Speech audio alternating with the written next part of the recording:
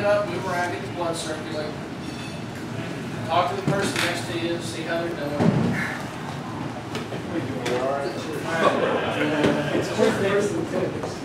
Just don't leave. Come back. Is any shooting the meter? Well, you've heard from the preacher, and you've heard from two beautiful, strong women. Now you're going to hear from the bald guy.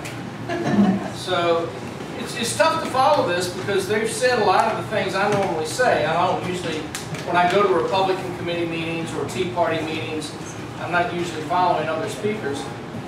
So I don't want to get too redundant with this. I think one of the things we ought to stop and think about today is the name of this group, Republican Liberty Caucus. Think about that for a minute. Why do we have a Republican Liberty Caucus? Seriously, it's not rhetorical. Can anybody answer that? Why do we have a Republican Liberty Caucus? We've got enough force support. Say again? We've got enough force support. Yes, you're absolutely correct, sir. Give him a cheroot. All right. We stand up here. Mr. Jackson did it. My compatriots have done it. I'm going to do it too.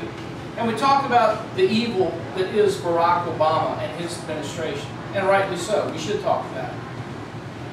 But we do ourselves and we do our future a disservice if we ignore the fact that we didn't get here just because of Democrats.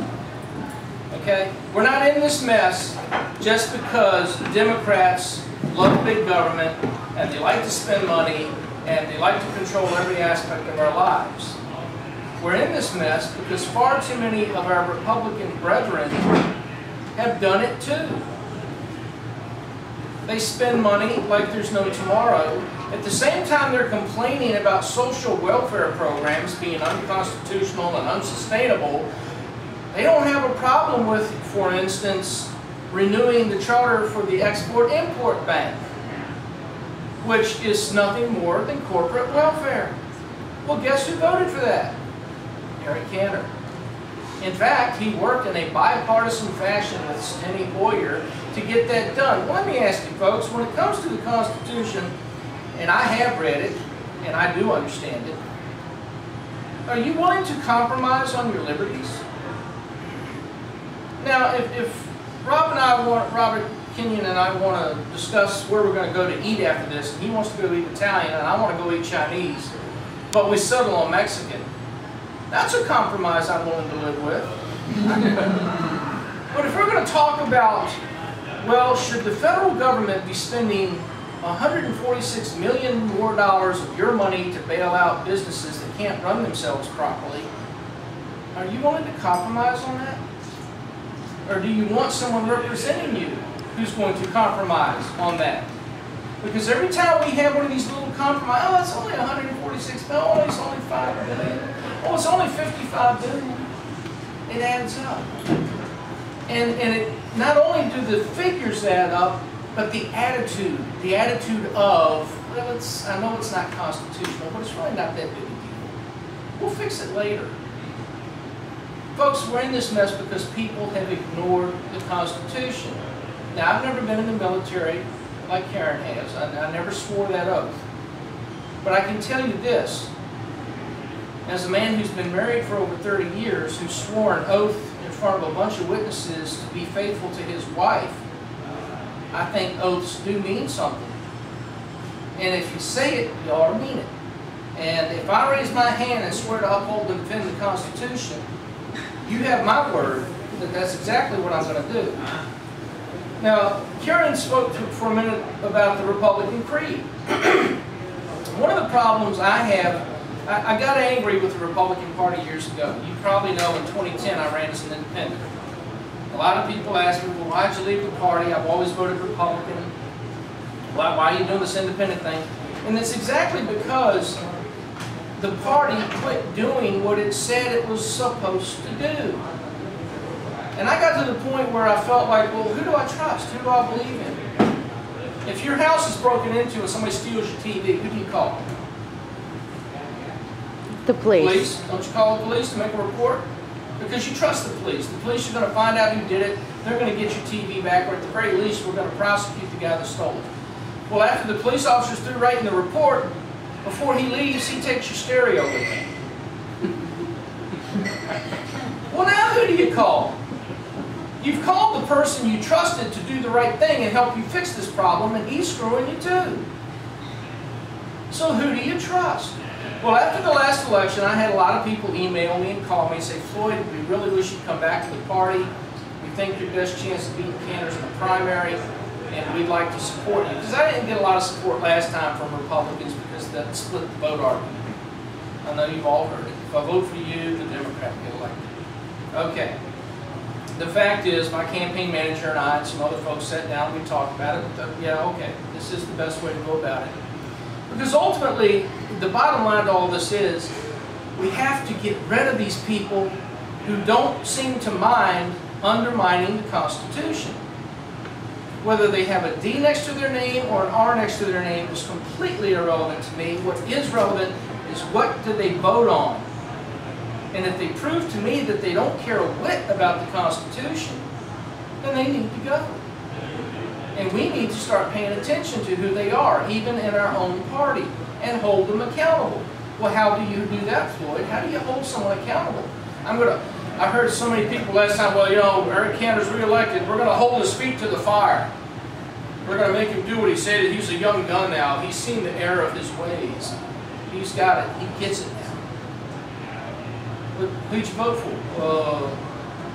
I voted for Eric Cantor. Is that holding him accountable? All you're saying to that guy is, you know, I'm going to wag my finger at you and I'm going to tell you not to do something, and if you do it again, well, you know what? I'm going to wag my finger again and tell you not to do it again.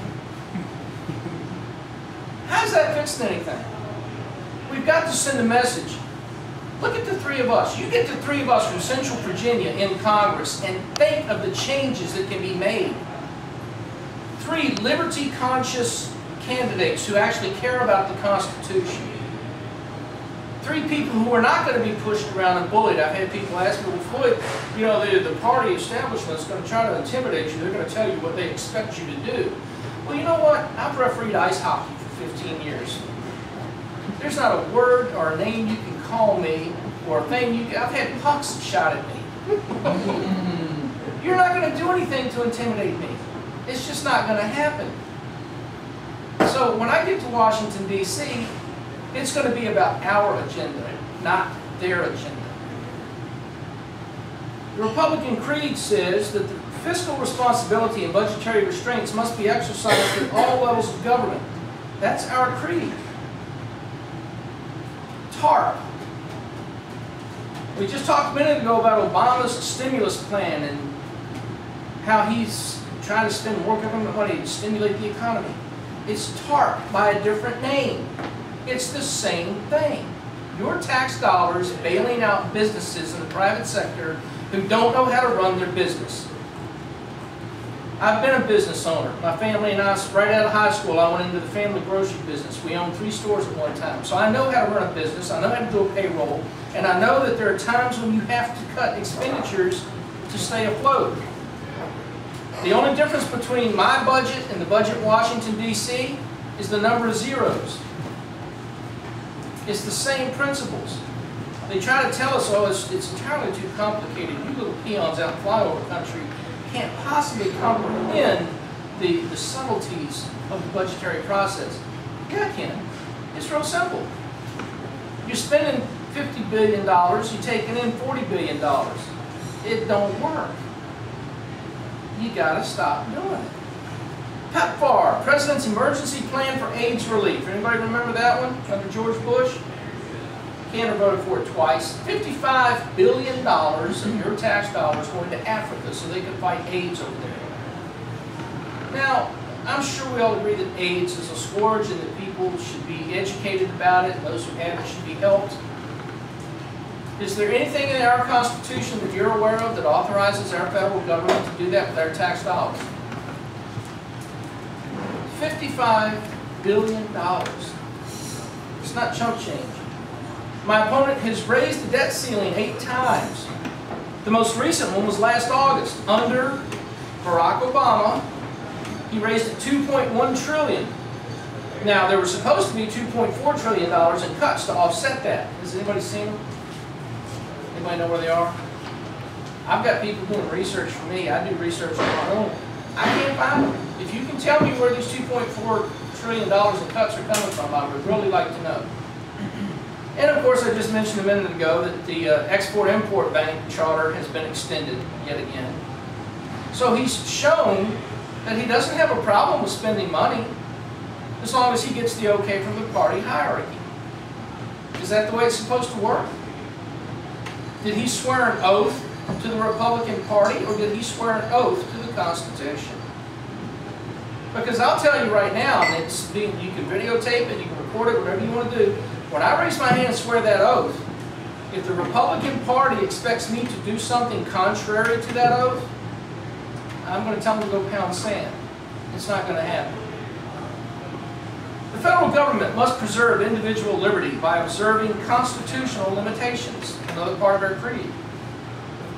Let's go back to 2006 and H.R. 6166, the Military Commissions Act of 2006, which gave more authority to the executive branch and military tribunals regarding U.S. citizens. It's a precursor of the NDAA.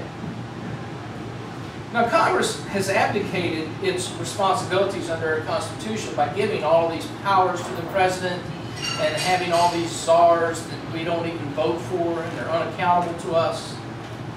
We need to restore Congress's authority under the Constitution. But nobody talks about that. I've got a video on my website, maybe some of you have seen it, where Eric Cantor is actually arguing with Chris Matthews about who has the right to declare war.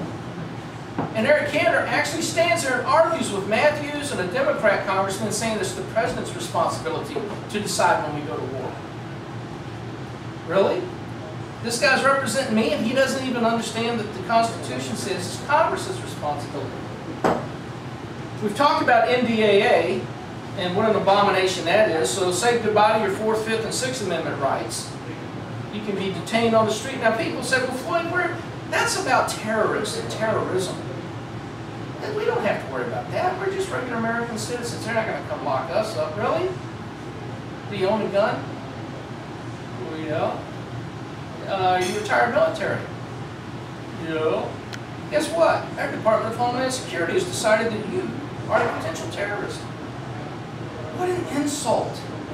Especially to our military.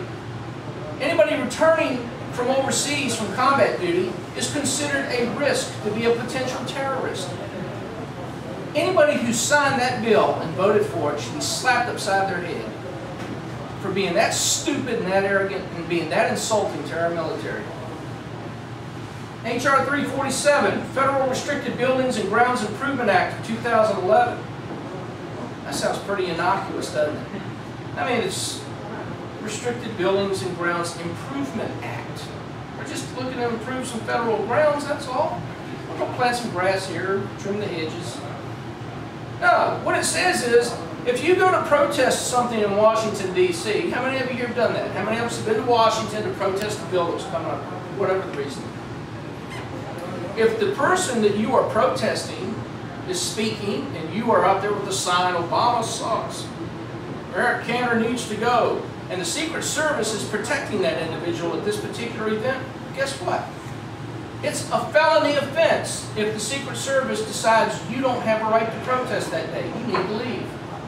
We're not going to allow a protest today. No signs, no yelling, nothing. You got to go. If you're arrested, it's a felony. Not a misdemeanor, a felony. Say goodbye to your First Amendment rights. Mr. Cantor voted for this. The Federal Aviation Administration Reauthorization Act, which now says that the unmanned drones that we use over in Afghanistan and Pakistan to launch missiles, well, now they can fly around here and spy on us. No Fourth Amendment rights, no warrant is needed, no probable cause. If they're just flying around and they happen to videotape you doing something that's illegal, well, they can charge you and arrest you. No probable cause involved. Mr. Cantor signed that. He voted for it. CISPA, Cyber Intelligence Sharing and Protection Act. How many of you like to surf the internet? Probably do a lot of your research there, don't you? How many of you have a blog and post things that might be considered anti-government? Yeah. Well, guess what? Now the government can spy on you and see what places you're surfing, where you're going, who you're talking to. No Fourth Amendment, no warrant, no probable cause. We've heard about this blogger guy who writes things about the Constitution. We want to check him out. Eric Cannon voted for that. Peace is best preserved through a strong national defense. Part of our creed. You know we've got more soldiers on the border between North and South Korea than we do on our own southern border? How does that make sense? If the primary focus of the federal government is the protection of these United States, why are we spending billions of dollars and sending our troops overseas to protect other countries, and we won't even hire more agents to patrol our southern border? Do you think maybe if we weren't spending money on 130, we've got troops in 130 countries, 900 bases around the world, maybe if we brought some of them home, we could save enough money to hire a few more border agents?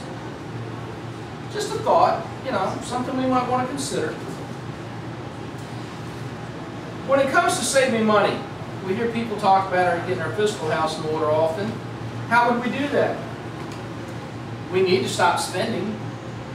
Where would we cut, Floyd? What would we stop spending money on? Well, I've got 11 pages here of bureaus, agencies, departments, and bureaucracies of the federal government that are unconstitutional, and we could get rid of them. How about the Personal Income Tax Division of the IRS? I'd abolish that. Department of Education, I'd get rid of it. Department of Energy, FEMA, get rid of them. You're going to love this one. National Institutes of Health. Office of Minority Health. Substance Abuse and Mental Health Services Administration. That's the kind of stuff our tax dollars are being spent on. And of course the redundancy in here is just unbelievable. But we're spending billions of dollars a year supporting these bureaucracies. Folks, it's got to stop. And the only way it's going to stop is if we stop burying our heads in the sand and pretending that the only problem is the Democrats. And once we get rid of the Democrats, problem solved.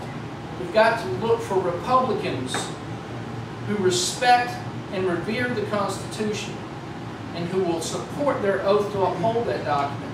Otherwise, we're just spinning our wheels, nothing's going to change, and the country's going to keep circling the toilet bowl.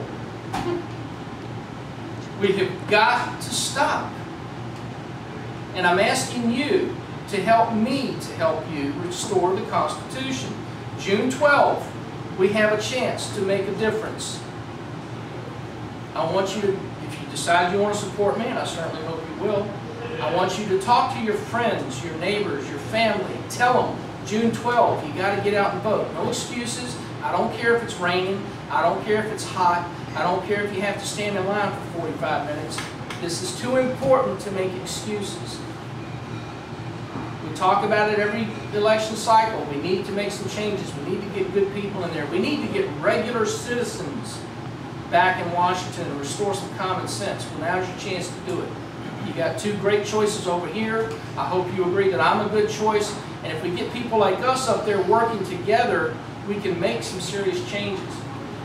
Tammy's got a clipboard around here. I think we left it over here with a pen. I want you to sign up if you want to help the campaign. Give me your name and any contact information, whether you like email or physical street address or phone number. If you're willing to donate, I make no bones about it. I need your help there too. You know who I'm up against. I mean, the man, for all of his faults, knows how to raise money. So I'm up against a big money machine. I need your help there so I can get my message out. So anything you can do to help is greatly appreciated. Again, June 12th, I can't say that enough. You'd be amazed how many people don't know right now that there's a primary on June 12th. So whenever you're talking to somebody, if they're even the least bit politically inclined or want to know what's going on in the political scene, June 12th. Okay? So there you have it. I'm think of myself as a liberty candidate because I do believe in the Constitution. I'm just a regular guy. I'm not a lawyer. Don't want to be a career politician. My family has owned a business, so I know how to run a business. Been married 30 years, 2 kids, and I just became a career changer. Became a teacher. I'm a substitute teacher in Chesterfield County right now. So if I can't make a difference in Congress, I'm going to try to make a difference in the education system. So if you have any questions, I'll be happy to answer them now. Yes, sir. What are your positions on the immigration, the war on drugs, and gay marriage? Well, let's do that one at a time. So immigration, I think Bonnie covered it. She covered it really well earlier in that it's illegal. I mean, if it's illegal immigration, that word right there says it all. You don't reward bad behavior. So this idea of, you know, letting them acquire citizenship over a period of time, well, there is a way of acquiring citizenship. You apply and you go through the process. Now, we could stop illegal immigration without spending billions of dollars on a fence. There's a couple of ideas I've had. One is you take away the perks. No free benefits, no free education, no free medical care, no Social Security benefits you haven't paid into because you get paid under the table and sending all your money back home. You take away the perks, and a lot of people are going to leave on their own. Another idea I've had is we've got a National Guard in this country that does its service 1 week in a month and 2 weeks out of the year. Well, why don't we have them do that on the southern border? They're getting their training, and we're getting the benefit of them actually doing something to protect the country. Now, what the second one was? The war on drugs. War on drugs is an abysmal failure. We're spending entirely too much money and resources on something that doesn't work. Look, we tried prohibition.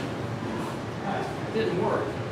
And created a whole new level of crime, the black market crime, that they wound up having to change and abolish that amendment because they realized it just wasn't working. Now, I don't think it's something we're going to be able to end overnight, but I think it's something we need to investigate and revisit, and at the very least start decriminalizing some things. I just really, and I realize I'm in a bar, I really don't see any difference between somebody taking a few hits off of a marijuana cigarette or getting drunk on whiskey.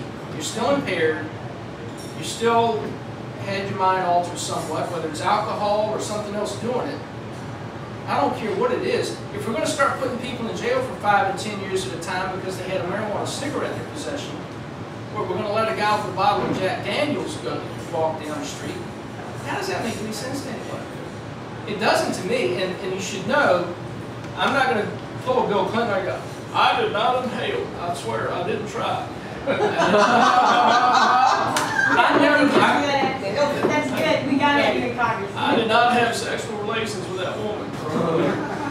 So, I have never done illegal drugs. I have never had the desire to.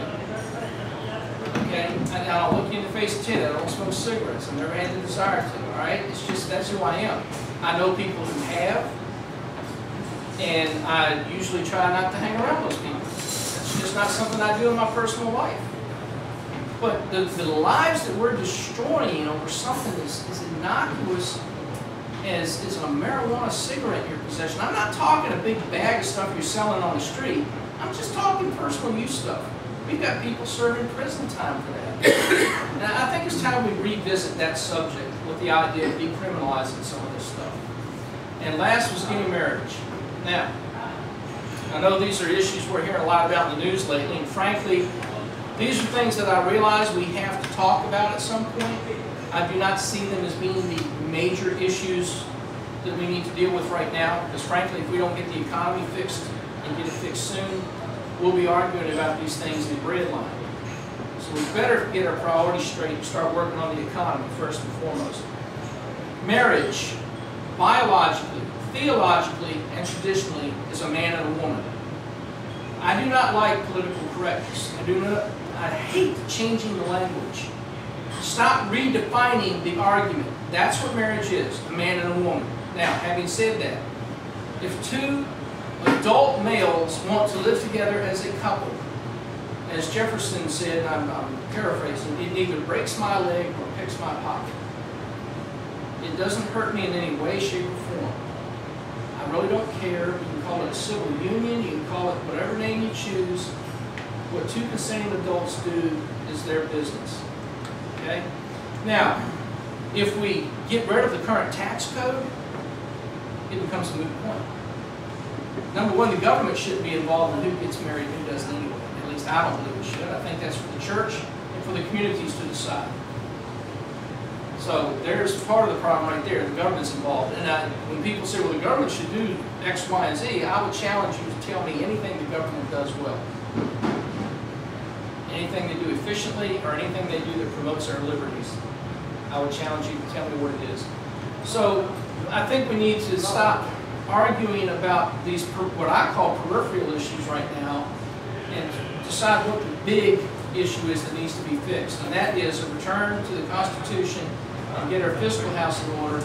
And once we get our fiscal house fixed and get the economy back on track, if we want to argue about these other things, yeah, let's argue about them. And we'll discuss whether it's a federal issue or a state issue.